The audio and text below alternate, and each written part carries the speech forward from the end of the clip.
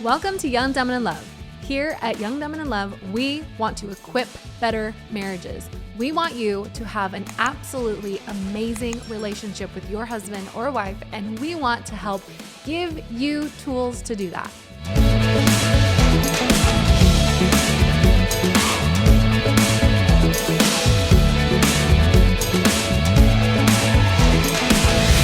Well, welcome back to Young, Dumb, and in Love. We're so glad that you guys are here today. Today, we have some very special guests, some people that we found on Instagram, actually, and they were talking about some few things that we were super interested in, that we totally talk about, but they broke it down in a brand new way for even just my perspective on life. And so we would love to have this conversation with them. But today, we have Seth and Melanie, the best last name in the world, Studley. Seth Studley. Anyways, thank you guys so much for being on Young, Dumb, and in Love today. We're so excited that you guys are here to chat with us. And today, as we talk, before we even get there, I would love for you to tell even just our audience a little bit more about who you guys are and where you come from. Yeah, right on. So thank you so much for having us. We always like to connect with cool people who are sharing the space and putting good out there. So thumbs up to that. Thank you for your work. So my name is Seth Studley. I'm a licensed marriage and family therapist. My wife, Melanie, created our podcast. We've been married 18 years. We got 3 kids. Originally, I'm from South Carolina. I've been out here in the Pacific Northwest, just right outside of Seattle, for about 20 years. She grew up here. We had an abysmal marriage, although I was a licensed marriage and family therapist. Melanie punched me in the face, got a black eye, and then after we healed through that, because that took a minute to heal from, we said, let's share our mess and turn our mess into our message, and that's what the podcast, that's where the podcast was birthed from. And let's see, about 6 years later, 500 episodes later, we're still doing it, right? Yeah, we've got 4 million downloads. We've got, I mean, it's been crazy. And it literally, we started it because when we were going through everything, like when it was the hardest time in our relationship, and when I gave Seth a black eye, we couldn't find resources that were like authentic and genuine. Like everything felt really like candy coated and like super vanilla. Like, oh, we'll just, like learn your love languages and like be nicer to him. And I was like, oh no, that's not going to work for us. Right. And so that's why we created our shows. We want to like talk about all of the important things, talk about the heavy stuff, talk about the hard stuff, talk about the good stuff, talk about what it takes to change and to grow in your marriage. And so it turned into our business now. So we are coaches now, which you could have never told me. I would have never believed you if you'd have said that to me 13 years ago or whatever. Absolutely. Yeah. That's incredible. Absolutely incredible. And you guys are just an encouragement to us to knowing that, hey, you can do something and make your dreams become reality, and taking what you love the most, which is your marriage, like taking something like that and making it a business and something that you do is such an awesome thing. And it just shows you that no matter what you put your mind to, whatever you put your work into, like you can make that into something that's real and viable. And then for you, so 18 years, that's awesome. Good. Congratulations on that. When's your actual anniversary? Thank you. August 7th. Yeah. Okay. So just passed, not that long ago. That's awesome. Yeah. We actually live right across the street from the former golf course where we got married, and it turned into a church, and that's where we go to church. So that's cool. Awesome. It's in an old barn. It's like the coolest church. So it's very cool. Yeah. And Melanie, you grew up in Washington. Yep. I grew up right down the street from where we live right now. Yeah. Out in Maple Valley. Yep. That's amazing. That's amazing. With you guys have talked a lot and now a ton on your Instagram. In fact, you had a whole thing called is it FOOvember? Is that what you called it? Yeah. Okay. So you had this whole thing called FOOvember, and at first when I saw it, I'm like, Foo, like I have a friend named Foo. Like that's all I could think of. I have a guy, but when you guys started breaking it down, it really sparked my interest on how you guys are talking about this, because even with our marriage, I grew up in Albuquerque, New Mexico. She grew up in Puyallup, New Mexico, Puyallup, Washington. And when I moved there, it was like a culture shock for me. I had my own culture that I was used to, my family, the way I grew up. And then I go there, and it was like the biggest culture shock of my life. And I remember even calling my mom and being like, Mom, I have no idea where you dropped me off, but this is crazy. Like, I don't even know what to do with myself. Right.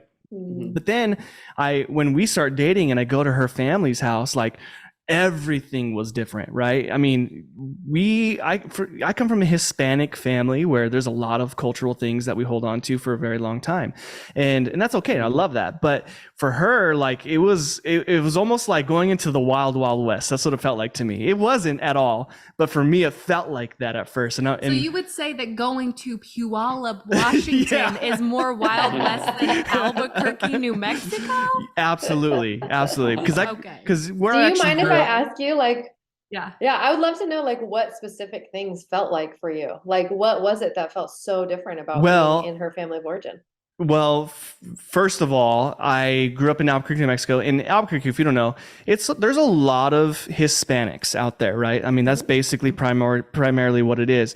And then when I went to Puyallup, like I felt like I was the only one, you know. So culturally, in that way, it was really, really like shocking because I didn't know what to do with myself. I'm like, what is happening, you know? And so that was the biggest thing. And then going to her house, everyone was pretty like, you know, okay, for instance, meals, we kind of just ate wherever and hung out and talked, and, you know, and that was different for me. I grew up where, you know, we had a little bit more formal, or we, you know, my mom cooked a certain dinner every night. We sat together and we, you know, it was just a little bit different in that way. So that's why I felt like the Wild West, because to me, it was like everyone's kind of just everywhere, just doing whatever. Like her little brother's stripping almost down to his underwear, playing basketball. I don't know what to do with myself, you know, like it was crazy. But that was the biggest thing, just because it was so different. I would say we're more traditional in the Hispanic way, right? And then they were like, I don't even know. For me, it was like, what are their traditions? Do they have traditions? What am I supposed to do with, like, Talladega Nights? I don't know what to do with my hands, you know?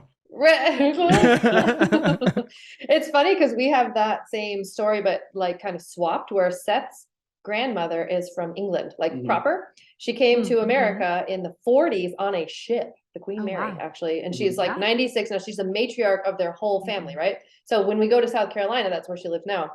When I went to visit, so I'm from near Puyallup, right? I'm from Seattle, Pacific Northwest. Like I've had a shaved head, I've got tattoos everywhere, piercings in high school. Who cares? Nothing matters, right? So that's where I grew up. And then I go to meet his family that is matriarchal from a 90-something-year-old woman. And the tradition in England, I mean, it's one of the very first things she said to me when I was there. We were eating like Sunday brunch at her house, and she just turned and looked at me and she goes, "Who taught you to hold a knife like that?" I was like, "What taught me how to hold a knife?" No, and I just was like, "I figured it out. I don't know. I'm doing it wrong." Like, so it was really weird. And there's all these. So it was the kind of the opposite for me too. Like your experience was very similar to mine. I was like, I don't know how to do any of this. Yeah, you felt very kind of out of place, like that culture shock thing. And we have that, you know, like talking about family of origin, we learn how to be married from our family of origin, traditions, meal times, who's cooking, who's not cooking, who's taking care of the kids, all that stuff. And that plays, I mean, how can it not play an integral part into like what we create, or what you guys create now, and what you expect of your spouse? You know, like if in my family of origin, my mom's the only one that cooks and dad sits on the couch, then that's what I'm going to look at him and think, oh, well, I'm supposed to cook and you're supposed to sit on the couch. But he's a way better cook than I am, like way, way better. And so for years we tried that. I cook and you don't. And it was awful. Like I'm just not a good cook. And so it was one of those family of origins, cereal like again for supper. Like an unspoken rule where we were like, we've really got to change this one because it just wasn't working for us. But family of origin's huge. It's huge. Yeah. Well, for us, can you just take a moment and explain to me why the importance of family of origin is in your life? Like what has it done for you, and what would it do for other people if they would just take advantage of taking the time to understand FOO?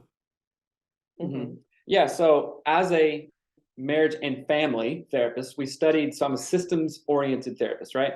So I look at the system of family, which of course includes family of origin, FOO, because you are your family of origin, whether you know it or not, right? And that can be like biological family or even adopted family.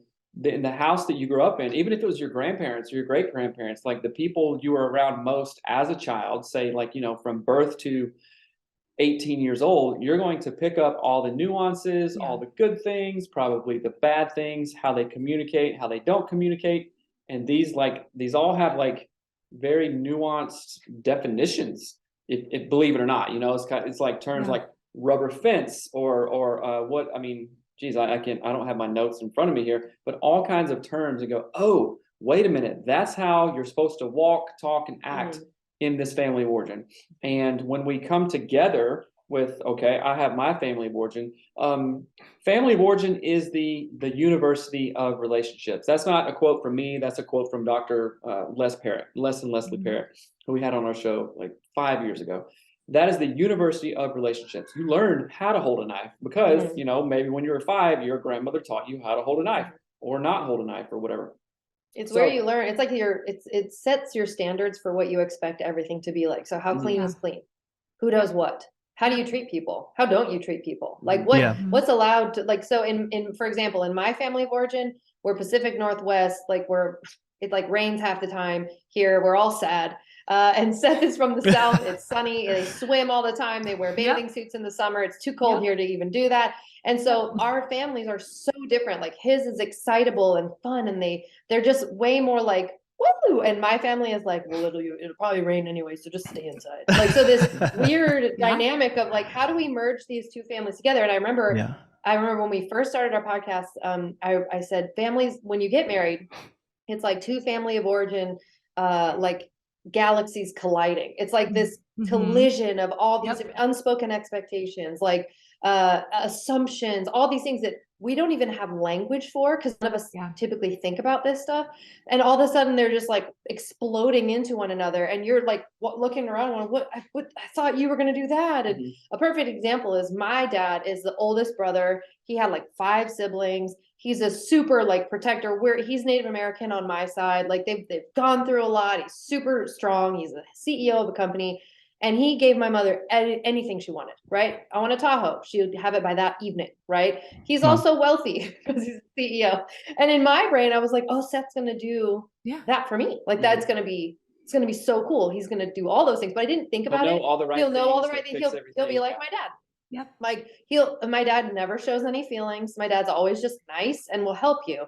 And so I was like, why aren't you just being nice and helping me? And where's my Tahoe? Like I couldn't figure out like, why am I so unhappy? And it's because I had not dug into my own family of origin assumptions, my own, my rules of my unspoken rule book, my unspoken expectations. So we actually made an entire course about this. It's called the Back to Basics Boot Camp. You can get it on our website. We did a whole series about it because it's so vital for you to actually go, what are the things that I think are supposed to, in air quotes, be like, what's supposed to be going on in our marriage? Is he supposed to, whatever? And the word, people get like mad. They'll say like, don't should on yourself. Don't say should, right? But should is so powerful when you use it in the context of figuring out what you think someone should be doing. If you can say, oh, well, Seth should fill in the blank, that's going to reveal something to you.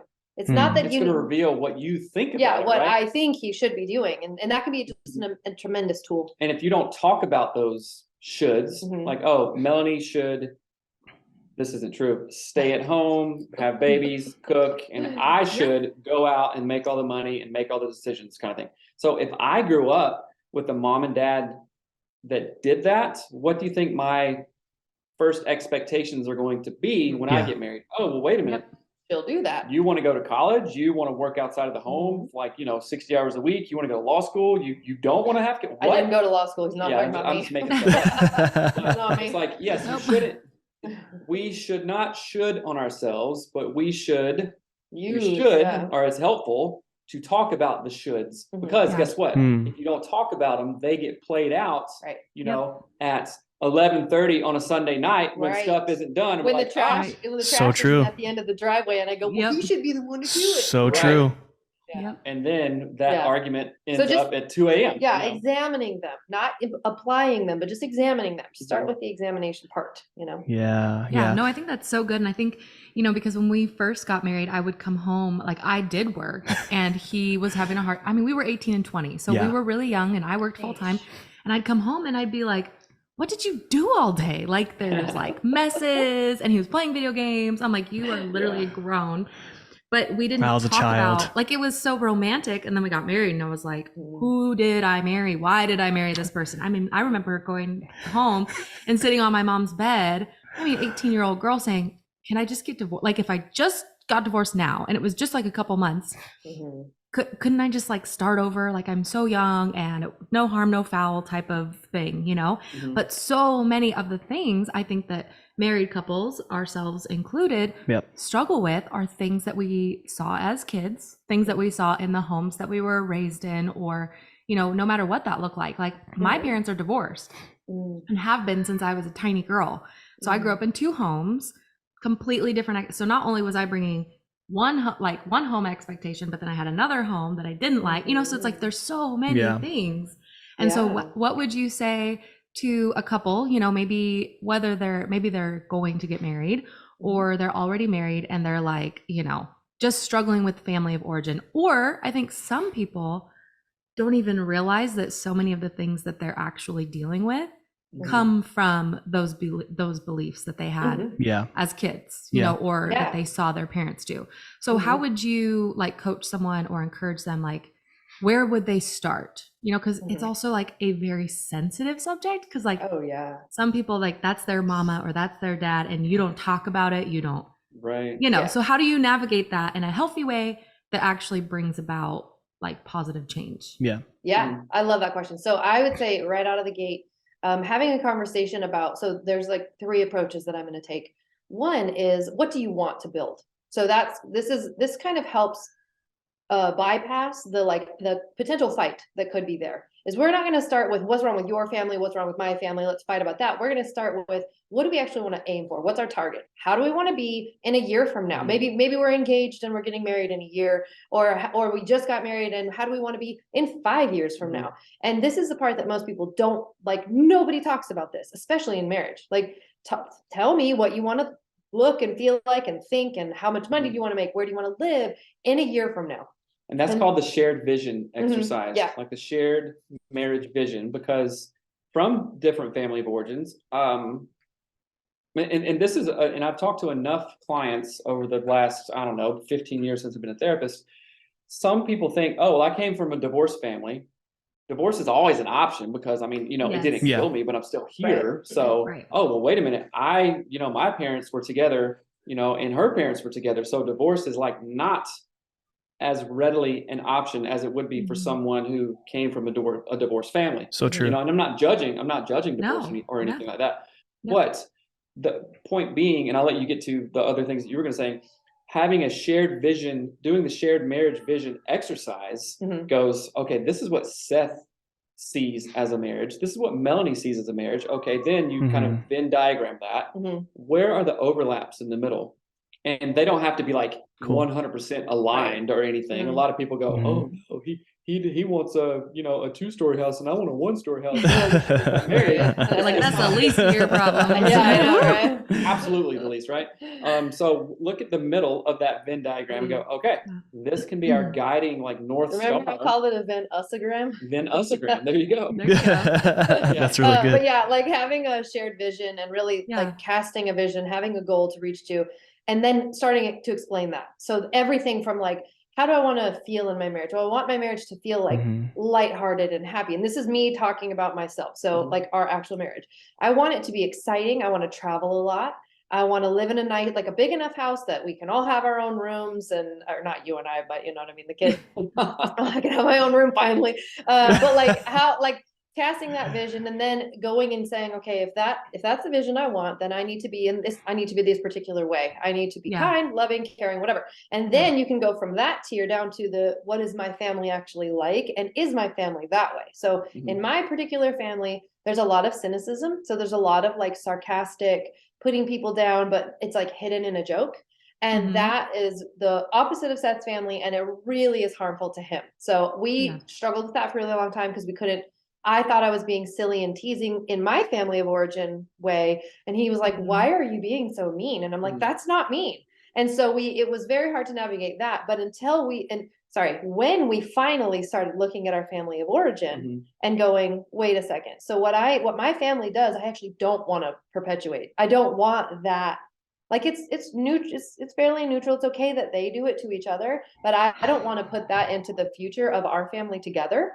And so having that shared vision, like starting with that vision and then looking at, if that's the vision I want to aim for, how do I need to be? and then assess, how is my family of origin actually function? How do they actually function? And what do we need to keep or lose from that family of origin that I came from and Seth? And then another practice that I like doing too is sharing what you like about your partner's family of origin. Right. So for example, I love that his family, they'll go taste new food. They'll travel. They're way more like they'll go to the ocean. They'll go to the beach. They'll surf. They'll do all these things my family would never do in a million years. And I love that his family is like, they'll dance. They're just super fun. And so doing sort of exchanging positive family of origin attributes and saying, hey, we want to keep these ones is really, really helpful. And then if you're like really evaluating your families of origin, just don't be mean about it.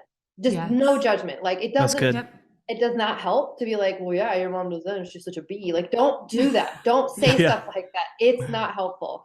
Like knowing that this is going to be sensitive for all of the parties involved and sort of treating it appropriately is really helpful. Yeah. No, that's so good. I love that. I know it can be hard. I think gosh. It's like probably, would you say, have you seen that it's probably one of the top like couple things that like married couples struggle with? Yes. And they don't know that that's what they're fighting about. Right. They don't realize that they've just never established their own family of origin rules. And so it's like having it's like a football team trying to play from two different playbooks. Like one half of the team is using this one and the other half is using this one. And they're just mad at each other all the time. Like you never wrote your rule book. Like you need to start there and then you guys can work together as a team. Because often that's what they're fighting about is like the thing below the thing that they can't see. Oh, always, right? And it's our job as coaches to help them see it like lovingly. Pull that out. Oh, for sure. Well, we always talk about that, you know, if you're married, you are a team and the goal is win-win. Like if you're coming from a place of I'm going to win, you're going to lose. Like at the end of the day, if one of you loses, don't you really both lose? Because that doesn't feel good. And that's really how you should view it. Like him losing should make me sad, even if, you know, or make me feel like, oh, this didn't feel like a win. You know, and so like you said, from two different playbooks, you know, and definitely I think family of origin, when we've sat down with couples even and like pulled out kind of like, hey, like this is a belief you carried from the time you were a little girl or a little boy or something you saw when your parents were doing this. And so often it's like, that's the root. It's just kind of getting to that place. Yeah.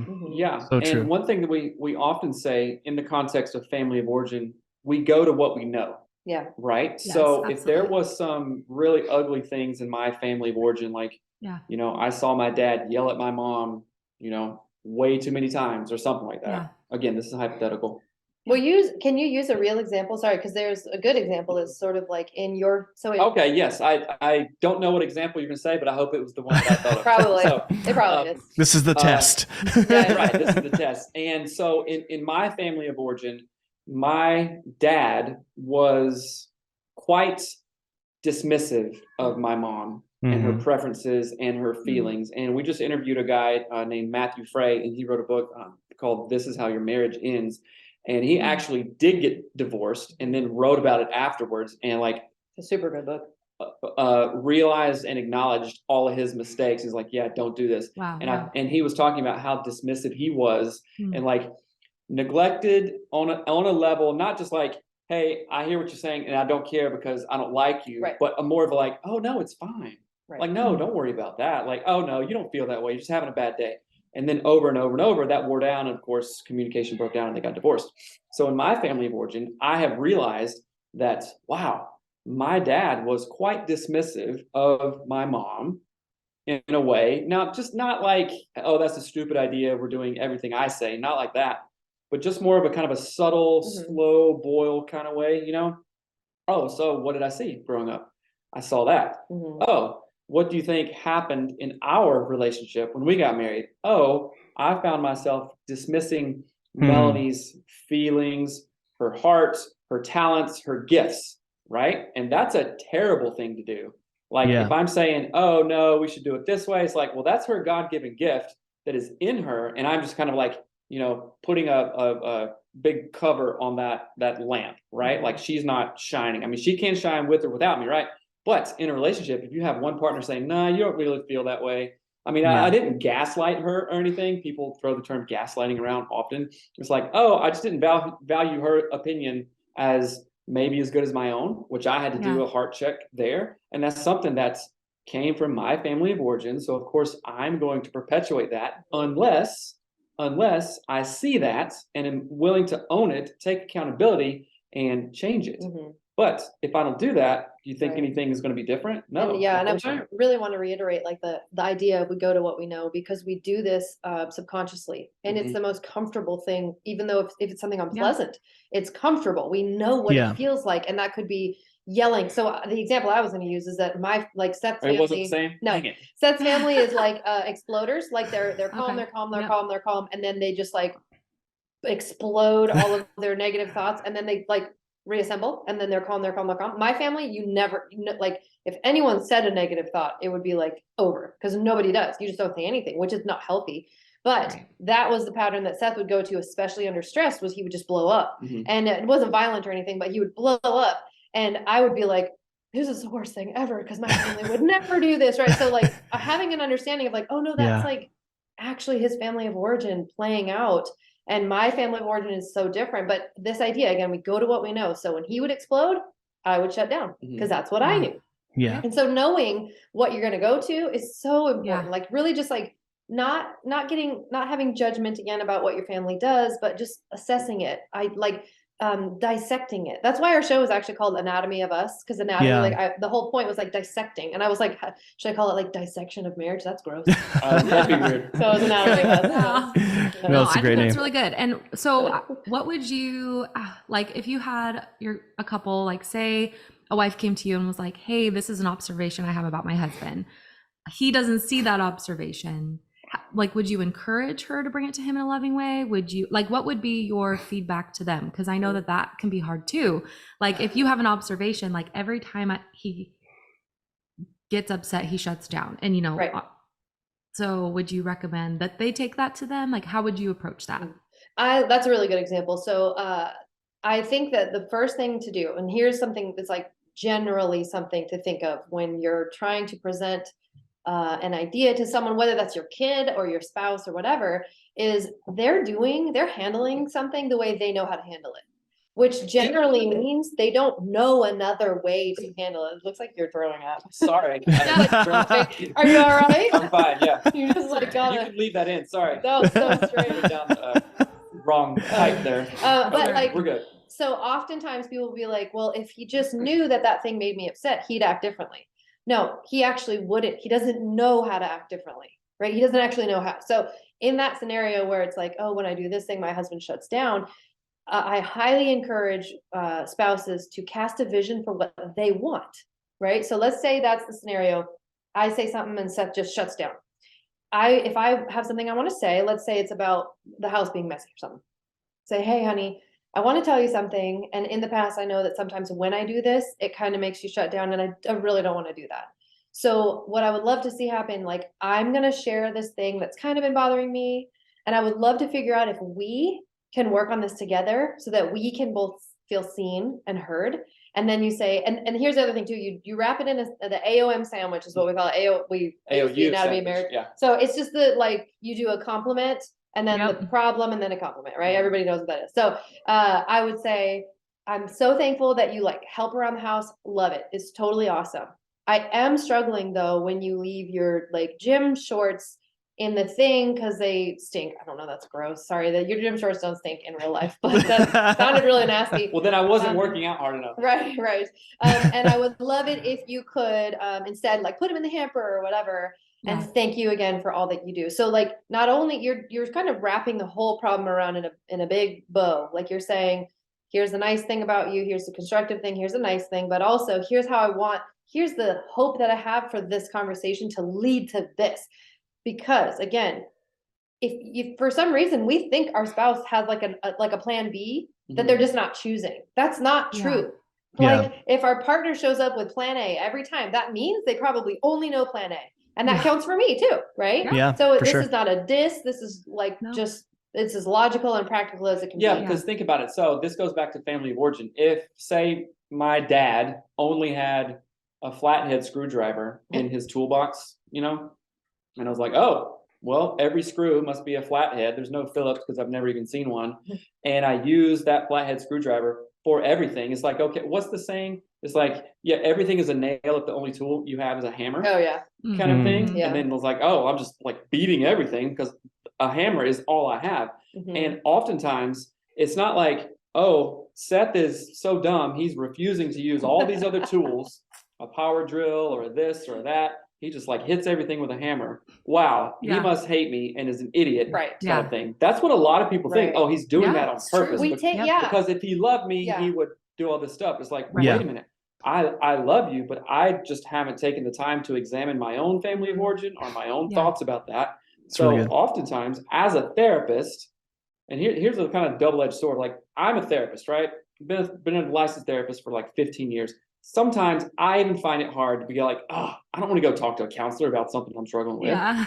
Right. So you have to like own all that stuff and be willing to go, oh, I can't do this alone. Because if you could have done it alone, guess what? You would have done it by now. Oh yeah. Right. For So sure. like continuing to have these open conversations. I like what you said, like, okay, do some praise, give some feedback, do some praise again, you know? And a really important thing, don't have any of these conversations like when you're tired, hungry, or if it's like 11 at night and you just put the kids down. You're like, oh, I'm done. Or Like, if your kid has a fever or like a broken arm or something. right. Be No. smart It's like about too it. much. Yeah. But For sure.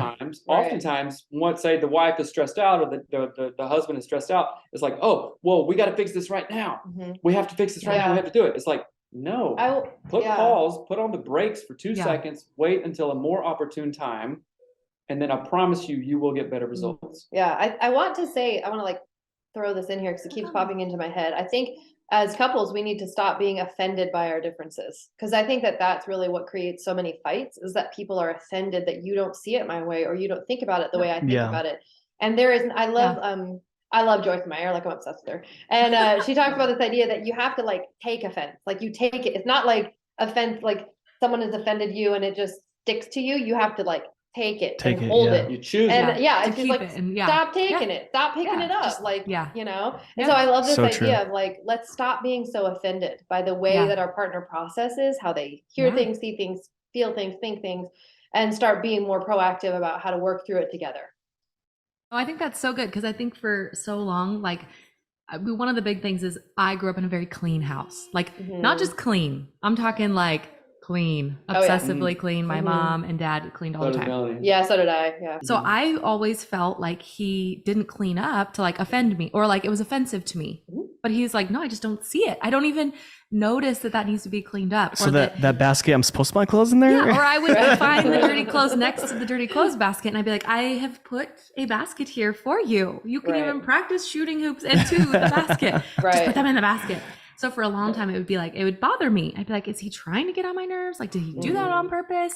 And not anymore. Now I'm just like, it's just, he didn't notice, whatever. I'll clean it up for him this time. It doesn't bother me because now he does see things so much more. But like you said, I would take offense to, like, it was like a personal attack on me as like the person who cleans, that he left a mess, and I think we do that for so many things. Yeah. So we do it a lot. And sorry, but hold on, but the expectation, we're like tapping each other. The expectation. My turn. No, we do that all the time. The expectation that a lot of couples go through is like, oh, they should know this because I know it. They should know it. And again, if you don't talk about this stuff, like literally, this was less than 6 months ago. Melanie came to me and said, hey, I'm not mad. And I'm literally just asking you this. Do you actually not even think about this thing that's been in the hallway for like 2 weeks straight? And she wasn't mad. You want to know. Genuinely, like it was a very inquisitive, curious question. And I told her, no, what's there? Kind of thing. And I want to comment on that because that's 100% family of origin. And again, I mentioned in the beginning, his family is matriarchal. So his grandmother still like goes to her grandchildren's homes and cleans them. She's 96. Right. Oh, now it's more like it's something that's for impressive. her to do. Yeah. Like, I mean, she does it because she's super active. She still drives. Like, it's crazy. Amazing. So in his family, he wasn't trained to see messes. He didn't need to. True. He had essentially like a maid in his grandmother, which is, and again, like there's no judgment. That's just how she functioned in their family. And then also so just like you, my my home was immaculate all the time, always picture perfect. Always. It's my mom's home, looks like it's on the cover of a magazine. It's amazing. But his family, they live in the South. They have like 20 something acres. They raise horses, and his dad is an antiques collector. So Like, and dealer. So there's like, Stuff there's stuff everywhere. everywhere. And that's, again, it's not a judgment. It's just a different way of it's just living. facts. So for him, his version of clean is a whole lot messier than my version of clean. And I had to accept that. And like, Dr. Dan Siegel is an interpersonal neurobiologist who I have the biggest crush on in the world. He's written many books, but we've seen him speak live, but he talks about, honor differences, promote linkages. So honoring differences is not the same thing as tolerating them. Yeah. Right. So honoring is like, oh, I honor that is how you clean. And I might request a little bit more here and there, but in the past I would just like fly off the handle and yell at him and don't you care and blah, blah, blah. And I'd cry for like a week. It was so dramatic. But like, we want to get to the place where we're honoring our differences. We can, again, we can still request. And then we're promoting linkages, which is like a weird way of saying like promoting how we like to hang out. Yeah. No, I think that's really good. And I think that one thing that you mentioned before, Melanie, was that when you can say positive things about your spouse's family of origin, that really helps even like soften your own heart. Like I know that when I started saying really nice things about Julian's family, even if in the past, there was tension, it softened my heart towards them and towards things that had happened or things that I viewed, as well as now there are even things that I'm like grateful that he's like that, even though in the beginning it actually bothered me. Now I'm like, okay, now I'm actually grateful you're a little messier than me because you can look at me and go, leave it, we'll do it later. Yes. Let's go have fun now because our kids are little and we'll do that later. Whereas before I'd have been like, I'm not leaving the house until every bed is made and everyone's done. Now I'm like, I didn't make the bed today. But see, he helped me see that some of those things actually were toxic for me, even though I liked them. So true. And you liked them because it was comforting because you knew that. Right. Like absolutely. Oftentimes things that are comforting aren't necessarily the best thing. Like foods, like, I ate a tub of mac and cheese. Comfort. I love comfort food. Absolutely. That's not good. And that's interesting that you said that, because oftentimes couples go through a dynamic like, okay, we meet. Oh, Seth is from the South and he, does all this fun stuff and my family wouldn't do that. Oh, I love that about him. Right. And then, okay, we're married 1, 2, 3, 4, 5 years. Oh, Seth is still doing that crazy stuff that I love, but now it's just annoying. Right. Now that we have kids, I'm irritated by it. After we have talked about it for a while and she's like, okay, I can see where I need to grow in these. Then it comes back around to like appreciation. It's like a 3-step process. I love it. It annoys the heck out of me. I hate it. Don't do that. So true. Don't be who you are. And then, oh, wait a minute. I'm back to like really appreciating it. And like, oh, that's the whole reason I really was attracted to you and married you in the first place. And you have helped me grow. Like you said, like maybe that was a not a toxic trait, but just something wasn't helpful. Oh, all the beds have to be made every single time. You're like, well, hold on. No, I can loosen up and like, kind of relax a little bit about that. Oh, thanks. And that's a really great point too, the whole bed making thing. And I remember this moment so vividly. It was when we lived over at that house and I was folding laundry in the laundry room and I was pissed. I was just mad. It's like folding laundry. I was like, nobody cares about anything. And see, I'm the only one and blah, blah, blah. Like they can all put their clothes away, but nobody does.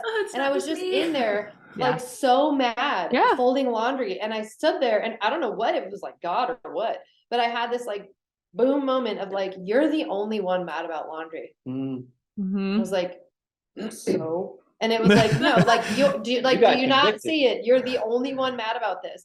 Everyone else could go about their day and they're happy and nobody cares but you. So true. Maybe you need to change your attitude about the laundry and it's actually not that big of a freaking deal. And that was a huge moment for me. It was like, oh, I can change how I feel and I don't need to make everyone feel how I feel all the time. Yes. Wow. That's good. That is good. That's really good. I think that's super, super good. And I think too, just that shift in perspective too, that then you're like, okay. Cause sometimes it's you, Right. Yeah. And cause that's not your spouse. And because that's what I grew up with, sorry, I keep interrupting. No, you, you're but- great. You're great. Please do. Oh, you're fine. Yeah. But just because that's what I grew up with, that's what I would get so angry that it wasn't happening, and I had to reassess, like, is this healthy for me? It's not, because I don't have the same life as my mom, right? Like, I podcast, I work, she didn't. So Right. I can't even compare that. So I don't know. I think that's like an Yes. interesting side note too, is that you begin to assess and like look at where you're at and what your families are like, but also like, is that where I want to be? Yes. Is my absolutely. family of origin, like, is that where I want to go, how I want to be, all that stuff? Yeah. That's so good. Well, and I know, Seth, I know you guys we have to wrap up, but I wanted to say just one last kind of point, and then you guys can kind of share like the things that you have to offer, and people can like where they can follow you and all that. But I know you mentioned you have kids, right? 3 kids? Mm-hmm. Do you feel like it's like once you've had kids, do you feel like family of origin, if you've already dealt with stuff, do you feel like you see it rear its head again when you have your own kids?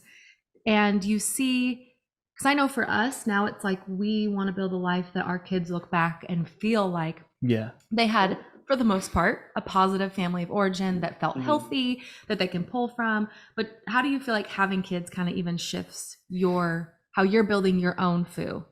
Yeah. And so another thing, because it's like new stuff comes up all the time. Oh, yeah. It's like, Yeah. okay, I'm just walking this super long trail and I'm learning something around every single corner, right? Yeah. And all parents listening, us, you guys included, we are creating our kids' family of origin right now. Yeah. How I talk to her, how she talks to me, how we set the table or don't set the table. Do we eat dinner? Do we, who pays the bills? How do we talk about money? How do we talk about relationships, communication? You, right now, if you're a parent, are creating the family of origin for your kid in real time, right? Yeah.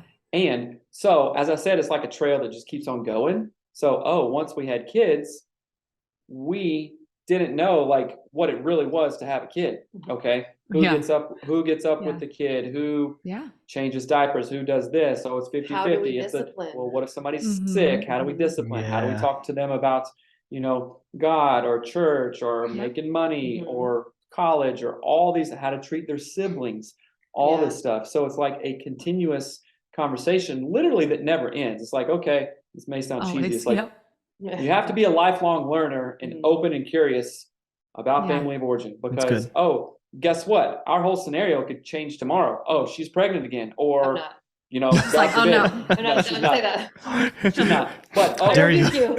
right. I know. But Same. it's stuff like that. Like, okay, family of origin. Well, how do we parent 4 kids now? We used to have 3, now we have 4. Right. Or a major shift, like you guys moved from Puyallup to New Mexico, to Phoenix. Arizona, Phoenix. So, wait a minute, we've never done this before. Yeah, I wasn't thinking about this 5 years ago. Okay, so how do you manage stress? How do you manage the heat? All this stuff. You're from a hot climate, right, Julie? So, sunscreen. Who needs sunscreen? Don't All need of it. my kids. Right. That's Gosh, I know. something that we go through. We're so for the white. South, it's like, nope, never sunscreen ever, because we were outside all the time. But her, if you go out, she's boiled to a crisp. Toast. Yeah. Oh. So I don't really. Yeah. You parents listening are creating the family of origin of your kids in real time right now. So true. It's always changing. Yeah, I want to add to that too. It is truly a process of growth. Like right now, we have a high schooler, a middle schooler, and an elementary schooler. Oh my goodness. that's So good. like each season except for little. Yeah. Yeah, we have all the seasons, but we've got dogs. Does those count as little kids? Oh, yeah, for sure. You can lock They them in the garage. definitely act like this. So. But it truly is. You are creating the memories that your kids are going to remember. So that's everything from like how you react when your spouse comes home from work, or how you fight about things, or don't fight, or talk or don't talk. And do you go on dates? Do they remember you laughing? Do they remember you sitting there and being sad all the time? Like, think of it 10 years out. If you're going to have kids right now, think of it like, what are they going to remember? What are they going to talk about how it was when they were growing up? But I want to say the thing I want to say is that what we do, because we have our show and our kids see us podcast all the time, they see us run I have women's group coaching, he has a husband mastermind, they see us doing these things and having these conversations all the time. And so one of the things that I've discovered that I wish more people knew is like, talk to your kids about these things. Just introduce the idea of like, hey, this is family of origin. It's like these things. And our kids talk to us like little adults all the time, like in the funnest ways that we aren't even expecting, because they hear it and it's normalized to them to have like growth mindset, communication, to talk about our future plans, our ideas, or how something felt, like our feelings. We've normalized it all. And so I think that's a huge step for people to like just start talking about it more. Talk to your partner, to your kids. It's all worth it. It's all good stuff. Were you going to say something? No, I was going to say that more is caught than taught. Oh, yeah. Right. So your kids, you know, you can, true.